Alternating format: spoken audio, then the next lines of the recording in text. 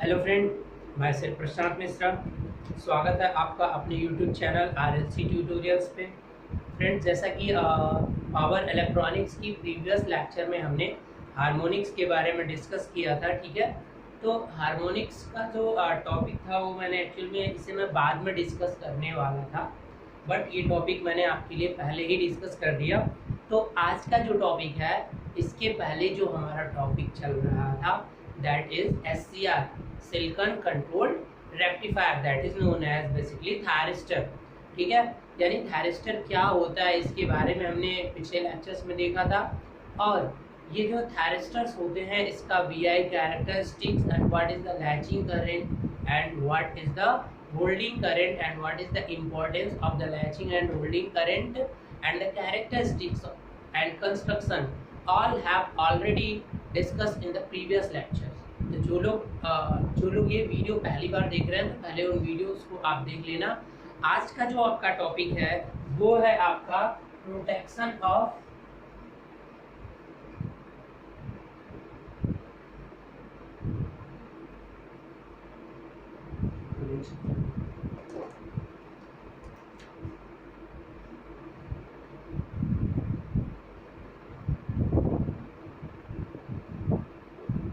आज का जो टॉपिक है आपका प्रोटेक्शन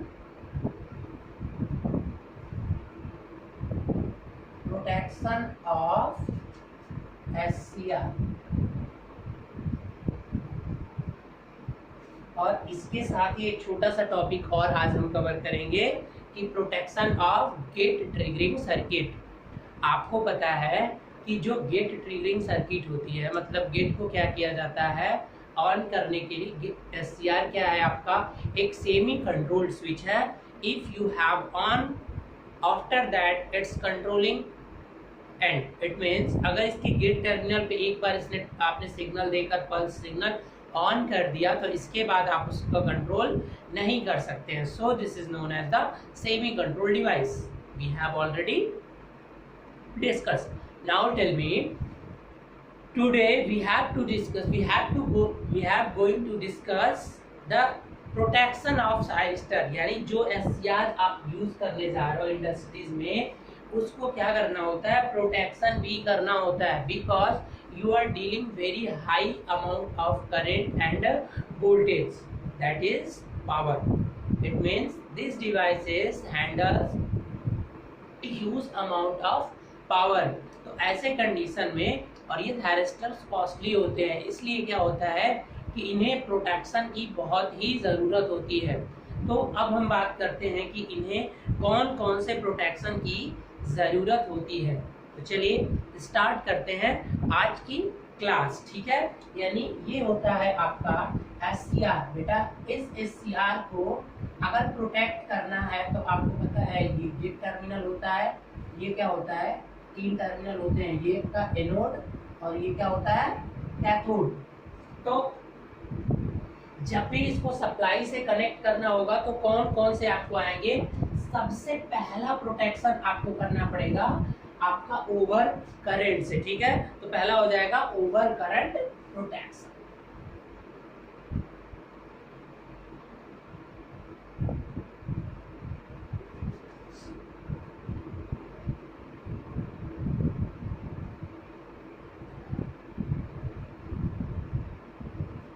देखिए बहुत ही सिंपल है, मतलब कभी अगर इस SCR की जो रेटिंग, SCR पे वोल्टेज और करंट दोनों रेटिंग दी हुई होती है, मतलब उस करंट रेटिंग से उसमें अधिक करंट नहीं फ्लो होना चाहिए। अगर उससे अधिक करंट फ्लो होगा तो वो क्या हो जाएगा, डैमेज हो जाएगा। तो आप लोग इलेक्ट्रिकल के स्टूडेंट्स हैं तो बहुत अच्छे से आपको पता होगा कि करंट को आपको मेंटेन करने के लिए क्या लगाना पड़ेगा। आप सिंपली क्या लगाइए, अगर बहुत कम अमाउंट की कहीं करंट रेटिंग, अगर लो वोल्टेज की रेटिंग है तो आप वहाँ पे क्या यूज कर सकते हैं, फ्यूज यूज कर सकते हैं। और बहुत हाई अमाउंट है, अगर बहुत ज़्यादा पावर है तो उस समय आपको क्या यूज किया जा सकता है, ध्यान से देखिएगा कि यहाँ पर आपको क्या यूज करना है, फ्यूजेस और circuit breaker, CB। Circuit breaker भी एक प्रोटेक्टिव डिवाइस होती है जो सर्किट को ब्रेक कर देती है जब एबनॉर्मल कंडीशन ऑकर होता है। Then and the fuses also है कि एक गिवन अमाउंट, जैसे रेटिंग मान लीजिए किसी भी करंट के रेटिंग, देखिए अभी स्पेसिफिक इसमें दिया नहीं था क्योंकि मैंने देखा नहीं, तो हाई करंट लगभग अगर 1000 एम्पियर की अगर रेटिंग इतना है तो हो सके तो उसके लिए क्या यूज कर लो आप, 1000 से अगर मोर जा रहा है तो let us use circuit breaker. और अगर कुछ कम नियर अबाउट 100, देखो एग्जैक्ट मैं अभी डाटा नहीं दूंगा क्योंकि एग्जैक्ट डाटा नहीं है मेरे पास अभी, तो अगर होगा तो मैं आपको प्रोवाइड करा दूंगा। तो लो वैल्यू ऑफ करंट के लिए आप फ्यूजेस यूज कर लीजिए और हाई वैल्यू ऑफ करंट के प्रोटेक्शन के लिए आप सर्किट ब्रेकर यूज कर लीजिए। फ्यूजेस क्या होता है, फ्यूजेस एक अलॉय से बना हुआ एक कंडक्टर होता है जो कि सीरीज में लगा दिया जाता है। क्या है कि जैसे ये थायरिस्टर जा रहा है ना बेटा, तो आप क्या करो कि ये आपकी थायरिस्टर हो गई, ठीक है, तो यहाँ पर और यहाँ पर इसी के सीरीज में, यहाँ पे नोड के सीरीज में क्या लगा दीजिए, कुछ इस तरह से सिंबल होता है आपका, यही है आपका क्या है, फ्यूज। ठीक है बेटा, ये आपका क्या हो गया, फ्यूज।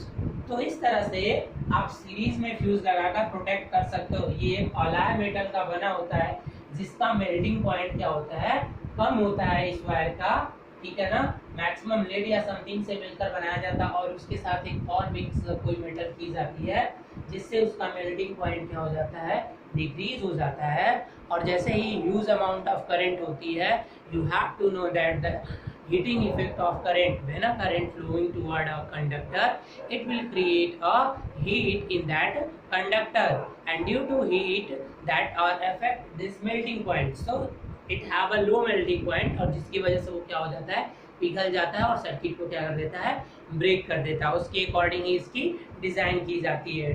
तो आई होप आपको समझ में आ गया होगा कि थायरिस्टर को अगर आपको हाई करंट से बचाना है तो उसे क्या करना पड़ेगा, उसके सीरीज में एक सर्किट ब्रेकर या तो फ्यूजेस को आपको ऐड करना पड़ेगा। I have it's clear because it's very small. Now what is the second, आपको पता है कि जैसे ही मैंने थायरिस्टर के बारे में बताया था तो उसकी वोल्टेज रेटिंग भी दी रहती है, उस पर जो रेटिंग एक थायरिस्टर पे दी रहती है बस उसी रेटिंग की प्रोटेक्शन करनी पड़ती है। बात आई समझ में, तब थायरिस्टर मार्केट में खरीदेंगे तो उसके साथ एक डाटा मिलता है, ये कितने करंट को हैंडल कर सकता है, कितनी वोल्टेज है, कितनी पावर कैपेबिलिटी है, dB/dt इसका कितना रेटिंग है, di/dt रेटिंग, ठीक है, ये सारी की सारी रेटिंग उस पर मेंशन रहती हैं। चलिए अब हम दूसरा बात करते हैं कि अगर दूसरा क्या है कि ओवर करंट हो गया ना या ओवर वोल्टेज प्रोटेक्शन कर लीजिए।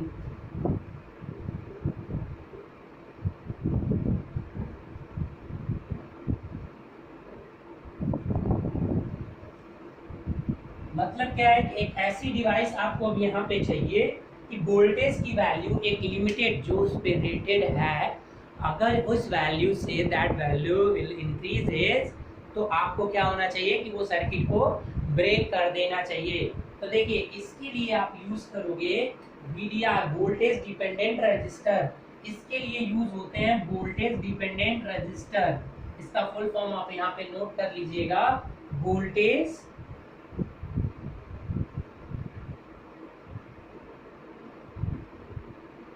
Dependent register. देखो ये रजिस्टर्स क्या होते हैं, नॉन लीनियर होते हैं, पहले तो याद रखना, ये लीनियर रजिस्टर नहीं होता है,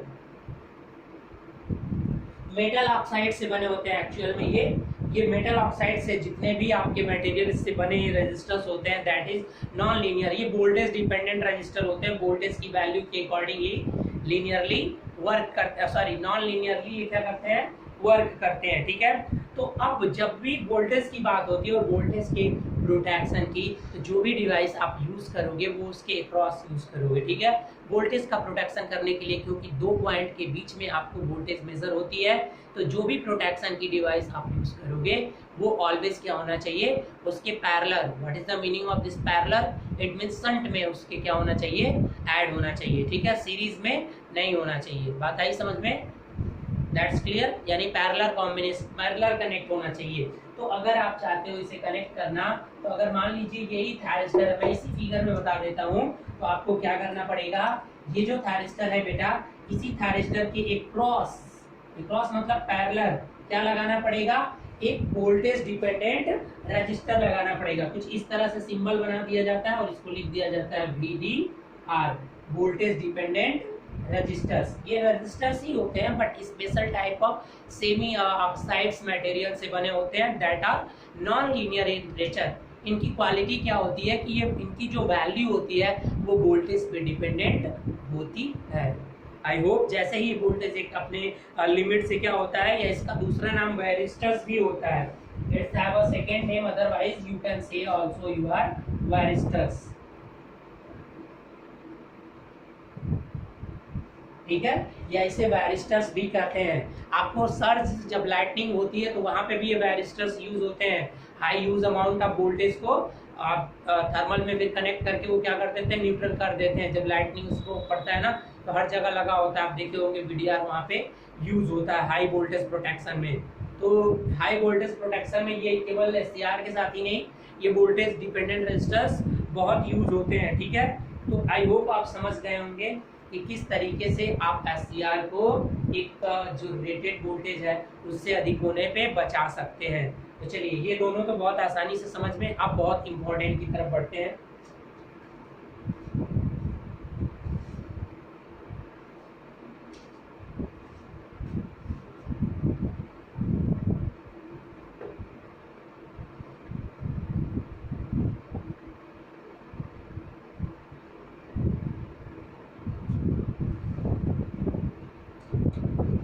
ज्यादा डीपली में जाने से कोई फायदा नहीं है। आपके एग्जाम में जो क्वेश्चंस बन जाए, ठीक है, वो बेटर है, क्योंकि इनसे छोटे छोटे क्वेश्चंस ही आते हैं, यहाँ से ज्यादा बड़े बड़े क्वेश्चंस नहीं आते हैं। ठीक है, अब वोल्टेज डिपेंडेंट रजिस्टर को अगर मैं एक्सप्लेन करने चाहूँ तो वो ऑलरेडी एक अलग से टॉपिक है। ठीक है गाइस, चलिए, थर्ड प्रोटेक्शन है dB/dt प्रोटेक्शन। क्योंकि जब भी कोई थायरिस्टर बनता है तो उस पे dB/dt रेटिंग दिया हुआ था। जरा याद करिएगा कि अभी जो पिछला लेक्चर था मेरा, मतलब पिछले के पिछला वाला, उसमें मैंने डिस्कस किया था ट्रिगरिंग मेथड। उसमें एक मेथड ये भी आया था dB/dt ट्रिगरिंग। मतलब अगर रेट ऑफ बहुत हाई रेट ऑफ चेंज का वोल्टेज सडनली आप दोगे तब भी थायरिस्टर क्या हो सकता है, ऑन हो सकता है। और वहाँ पर मैंने ये भी बताया था आपसे कि ऐसे टर्न ऑन मेथड से आपको क्या होता है, बचना होता है।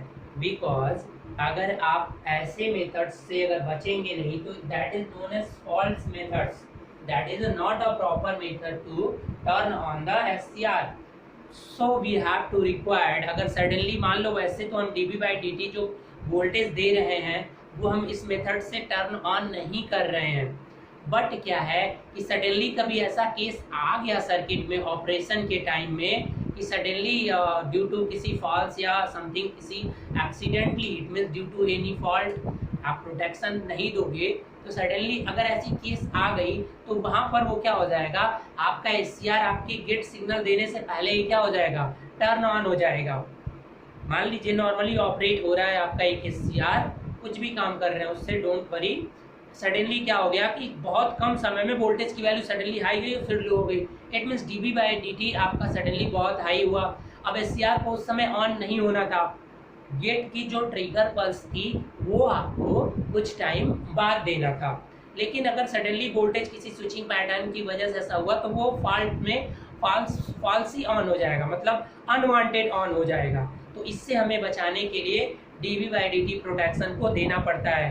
तो dB/dt प्रोटेक्शन एक्चुअल में होता क्या है कि हाई dB/dt अक्रॉस SCR ऐसा ना आए, क्योंकि ड्यू टू स्विचिंग कंडीशन में, ठीक है ना, ये एक unwanted, this is not a proper method of turn on.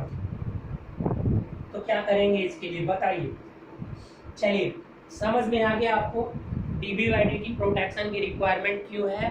ठीक है, लेट अस एज्यूम कि आपका थायरिस्टर ऐसे वर्क कर रहा था, ये आपका मान लीजिए ये आपका क्या है, थायरिस्टर।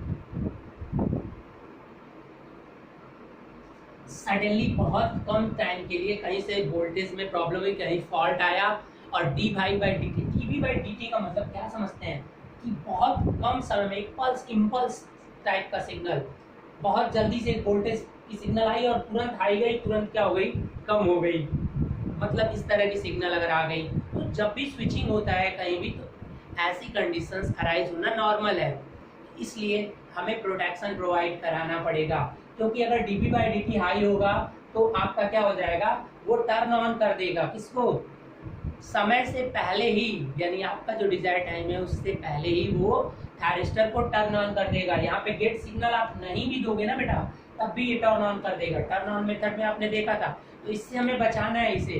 तो क्या करेंगे बताइए, dB/dt हाई होने का मतलब क्या था, जरा पिछले लेक्चर में जाइएगा तो वहां पर आपको क्या मिलेगा, dB/dt IC के टर्म में मिल रहा था।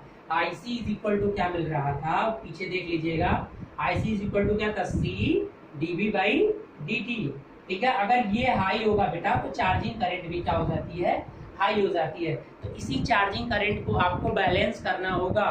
तो इस चार्जिंग करंट को बैलेंस करने के लिए चार्जिंग करंट को क्या आएगा, एक कैपेसिटर। तो क्या करते हैं कि इसके हेल्प के लिए आप क्या करते हो, सबसे मोस्ट इंपॉर्टेंट, और यहाँ से क्वेश्चन भी बहुत बनते हैं गाइस, ठीक है। तो व्हेन डिवाइस स्विचिंग, और सबसे पहले तो इस स्विचिंग के समय ही काम होता है। dB/dt का प्रोटेक्शन जो होता है नॉर्मली ऑपरेशन नहीं होता है, जब प्रोटेक्शन करना तो स्विचिंग के समय, क्योंकि जब कोई भी सर्किट जब उसमें स्विचिंग होगी तभी ऐसी चीज dB/dt देखने को मिलेगा। ओके, नाउ तो करोगे क्या, इसके यूज के लिए करते हैं स्नबर सर्किट यूज करते हैं।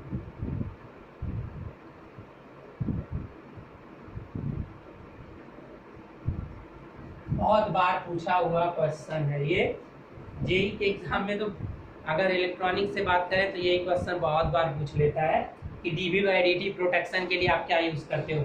अब ये स्नबर सर्किट होता है क्या है, कुछ नहीं होता है बेटा, इसके पैरेलल में क्या कर दीजिए, कैपेसिटर ऐड कर दीजिए। तो अगर कैपेसिटर ऐड करने से क्या हो जाएगा कि जो चार्जिंग करंट होगा वो इधर से क्या हो जाएगा, बाईपास कर जाएगा। लेकिन अगर केवल कैपेसिटर यूज करोगे तो बहुत ज्यादा आप होगा, तो इसको ज्यादा चार्ज कर देगा, तो फिर इसके अक्रॉस बहुत ज्यादा वोल्टेज हो जाएगा, तो वो भी डेंजर कंडीशन है। तो क्या करते हैं कि यहाँ पर एक रेजिस्टेंस लगा देते हैं जो उस चार्जिंग करंट को क्या करता है, मेंटेन करता है। ठीक है, उस चार्जिंग करंट को क्या कर देता है, मेंटेन कर देता है। तो अगर आपसे कोई पूछे कि पैरेलल में जो आप यूज कर रहे हो snubber circuit, what are that snubber circuit, that is a RC component by parallel in the parallel across the SCR, that is known as snubber circuit।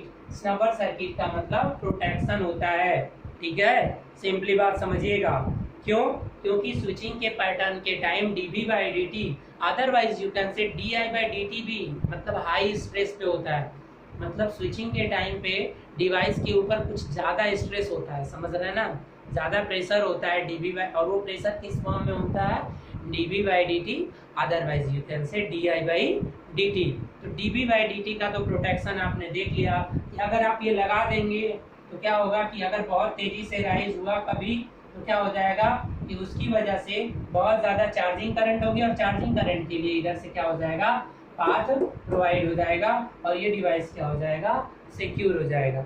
So dB/dt के लिए क्या यूज करते हैं, स्नबर सर्किट। चलिए अब हम नेक्स्ट की बात करते हैं। हमारा जो फोर्थ प्रोटेक्शन है वो है आपका di/dt प्रोटेक्शन। देखिए इसके बारे में बात करें तो di/dt मतलब rate of change of current with respect to time, मतलब यही हुआ ना, मतलब बहुत कम समय में अगर करंट भी बहुत तेजी से बढ़ गया, impulse current, like you can say that the impulse current, when that impulse current sudden at a small time it increases use, what will happen in this construction। देखिए मैंने गेट टर्न ऑन मेथड में इसके बारे में थोड़ा सा बताया था कि बहुत तेजी से होगा तो क्या होता है कि जो चार्ज की डेंसिटी होती है, जो इलेक्ट्रॉन्स होते हैं ना चार्ज, उसकी डेंसिटी एक सिंगल कंस्ट्रक्शंस के लेयर पे क्या हो जाती है, बहुत ज़्यादा हो जाती है वो एक सिंगल पॉइंट पे। तो क्या होता है कि वहाँ पे लोकल हॉटस्पॉट की तरह वो दिखने लगता है, जैसे एक पॉइंट बहुत हीट हो जाता है, चमकता हुआ दिखने लगता है ना, कुछ उस तरह से एक हॉटस्पॉट बन जाता है। उस हॉटस्पॉट के बनने से और फिर अगर आप dB/dt थोड़े और टाइम के लिए रहा तो वो हॉटस्पॉट क्यूमुलेटिवली बढ़ता है। पहले छोटा सा एक बिंदु दिखेगा और फिर जैसे आपने हीटर का वायर देखे हो कभी जलते हुए, कभी आप हीटर के सामने, जैसे मैं बैठा था एक बार, क्या होता है कि पहले एक लोकल हॉटस्पॉट दिखता है, ठीक है, और हॉटस्पॉट की वजह से क्या होता है कि वो धीरे धीरे और बढ़ता है और फिर वो आवाज़ देके फिर वायर क्या हो जाता है, टूट जाता है। शायद आप कभी आप लोगों ने जिन लोगों ने हीटर यूज किया होगा उन्होंने देखा होगा, सेम ऐसे ही होता है डिवाइस के अंदर कंस्ट्रक्शन में। एक डेंसिटी एक जगह बहुत ज़्यादा हो जाती है चार्ज की, तो वहाँ पर वो रेड होना शुरू हो जाता है, और अगर उसे बैलेंस आपने तुरंत नहीं किया, उसका प्रोटेक्शन नहीं किया, तो वो क्यूमुलेटिवली बढ़ने लगता है, क्योंकि लगातार वो फोर्स जो उसका सोर्स है वो अप्लाइड है उस पर, तो वो बढ़ने लगता है। कुछ ही देर में क्या हो जाता है, डिवाइस ब्रेक डाउन कर जाएगी, जल जाएगी, ठीक है, थर्मल ब्रेक डाउन कर जाएगी। तो आपको हाई di/dt से भी इस डिवाइस को क्या करना होगा, बचाना होगा। तो di/dt इसको कंट्रोल कौन कर सकता है, बताइए, बहुत ही सिंपल क्वेश्चन है। इसको कंट्रोल कौन कर सकता है, इंडक्टर। इंडक्टर एक ऐसी डिवाइस है जो di/dt को ही तो कंट्रोल करता है। VL = LdI/dt, simple. बट अब यूज क्या करेंगे, इसे भी स्नगर सर्किट ही बोलते हैं, ठीक है। di/dt प्रोटेक्शन के लिए जो यूज होता है वो भी स्नगर सर्किट ही होता है, लेकिन ये क्या होता है, इस सीरीज में लगाया जाता है, ठीक है। क्या किया जाता है, इसके सीरीज में लगा दिया जाता है और इसे सप्लाई दे दिया जाता है, एक इंडक्टर लगा दिया जाता है। This is also known as the snubber circuit, this is also known as the snubber circuit. जब भी करंट का di/dt बढ़ेगा तो करंट जल्दी से तुरंत अपने अंदर से करंट को चेंज नहीं होने देता है, और इस तरीके से वो आपको बैलेंस करके क्या कर देगा, डिवाइस को सेव कर देगा। तो कुल मिलाकर ये और ये दोनों मिलके टोटल स्नगर सर्किट होते हैं, जो कि di/dt और dB/dt को क्या करते हैं, प्रोटेक्शन प्रोवाइड कराते हैं थारिस्टर को। I hope you can understand, ठीक है। इतने ही आपके प्रोटेक्शन करने होते हैं थारिस्टर में, ठीक है। चलिए अब हम थोड़ा सा कुछ और देख लेते हैं।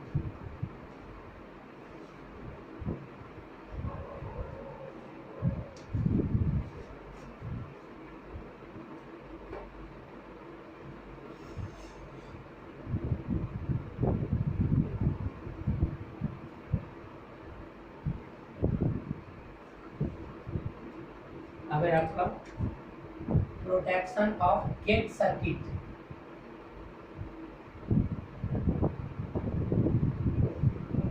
देखो भैया, ये आपका क्या होता है, ऐसे ना ऐसे बना लो, मान लो कि ये क्या हो गया आपका,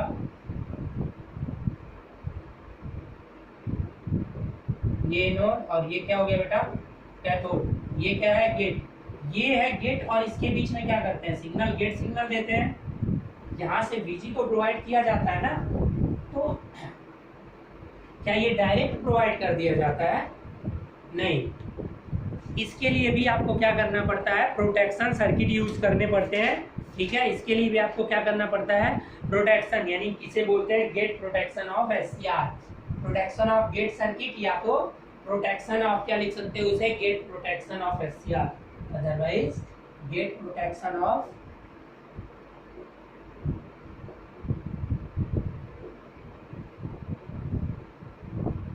ठीक है।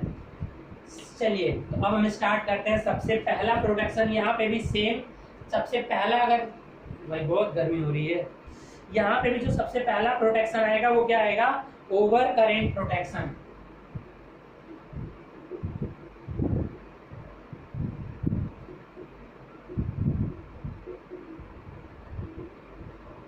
अगर हम इस ओवर करंट प्रोटेक्शन की बात करें तो अभी आप लोगों को पता ही होगा कि यहाँ पे ओवर करंट प्रोटेक्शन करना है। देखिए क्या यूज होगा, हाँ, अगर आपकी लाइव क्लास होती रहती तो सीधे आप लोग, मुझे उम्मीद है कि अभी बोलते कि सर अभी तो आपने यूज किया था ना, फ्यूज यूज कर लीजिए। नहीं भैया, यहाँ किसी फ्यूज की जरूरत नहीं पड़ती है, यहाँ फ्यूज की जरूरत नहीं है। यहाँ पर जो सप्लाई दी जाती है वो क्या होती है बेटा, डीसी सप्लाई, पल्स तरह पल्स होती है, बहुत ही कम अमाउंट की सप्लाई होती है बेटा। ये वाला पार्ट जो होता है SCR का, ये बहुत ही हाई पावर को डील करता है, लेकिन ये जो है ना, यहाँ से जो गेट सिग्नल दिया जाता है ना बेटा, वो बहुत ही लो लेवल पावर को, हमें गेट सिग्नल बहुत हाई नहीं चाहिए होता, हाई पावर की, बहुत छोटा सा पल्स, वो भी कुछ समय के लिए देना होता है, ठीक है। तो इसलिए इसको स्विचिंग की अलग, ये हाई पावर पे प्रोटेक्शन थी सारी, अब ये प्रोटेक्शन लो पावर की है। तो अगर लो पावर में आपको करंट को मेंटेन करना है तो सिंपल से क्या कर दीजिए, आप एक रजिस्टर लगा दीजिए। इसके लिए क्या करेंगे, यहाँ पर एक रजिस्टर यूज कर लेंगे। देखिए आप यहाँ पर क्या करिए, एक रजिस्टर यूज कर दीजिए, ठीक है, इसे आरजी का नाम दे दीजिए। यहाँ पर आप एक वोल्टेज लगा दीजिए, ठीक है ना, यहाँ पर जो भी हो प्लस माइनस यहाँ से वोल्टेज लिख दे दिया हमने, ठीक है। अब एक प्रोटेक्शन तो हो गया आपका, यानी रजिस्टर आप सीरीज में लगा दीजिए तो गेट सर्किट का प्रोटेक्शन हो जाएगा, अदरवाइज आपको सर्किट ब्रेकर लगाने की कोई जरूरत नहीं है। अब दूसरा प्रोटेक्शन यहाँ पर है ओवर वोल्टेज प्रोटेक्शन।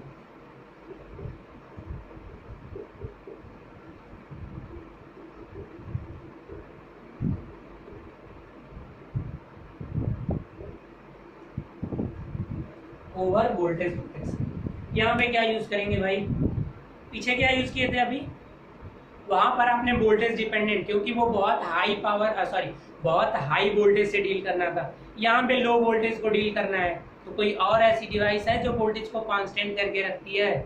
आइडिया है? सोचिए जरा, वीडियो को पॉज करिए और 1 मिनट सोच लीजिए आप, ठीक है। क्या यूज कर सकते हो, कोई ऐसी डिवाइस है जो वोल्टेज को मेंटेन करके रख सकता हो, कैपेबिलिटी ऐसा हो, वोल्टेज को मेंटेन करके ही तो रखना है मुझे, ठीक है। हाँ चलिए, जीनर डायोड, इसके लिए क्या यूज होता है, जीनर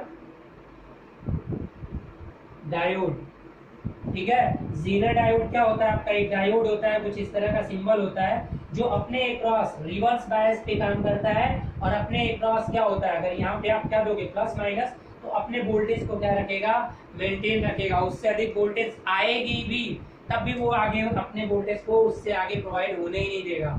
अब वोल्टेज की बात हो रही है तो सीरीज में लगाओगे कि पैरेलल में, ऑब्वियसली पैरेलल में, तो क्या कर दीजिए यहाँ पर आप क्या लगा दीजिए, एक आप क्या लगा दीजिए, जीनर डायोड, ये सिंबल किसका है बेटा, जीनर डायोड का, तो ये आप प्रोटेक्शन कर दिया किसका, ओवर वोल्टेज। और तीसरा सबसे इंपॉर्टेंट प्रोटेक्शन होता है protection against noise, protection against noise, मैं ऊपर लिख देता हूं,